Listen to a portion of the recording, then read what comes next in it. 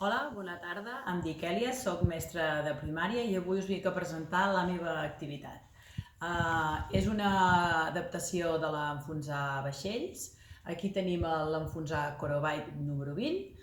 Amb aquests dies de confinament està una mica relacionat al per què estem tots a casa i us explico aquesta activitat que va per nens de cicle mitjà a cicle superior. Es treballen les coordenades i primer de tot doncs, hauríem de tenir unes quadrícules.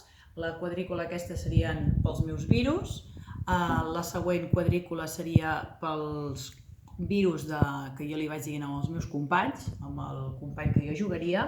I què hem de fer aquí?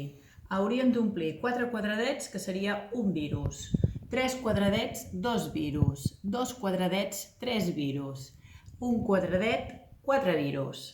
I aquí tenim un exemple. Sí? Aquest seria el meu exemple. I llavors què faríem? Per exemple, U, E. I si nosaltres no tinguéssim res, diríem aire. Que nosaltres diguem U, A. Diríem viru, tocat i enfonsat.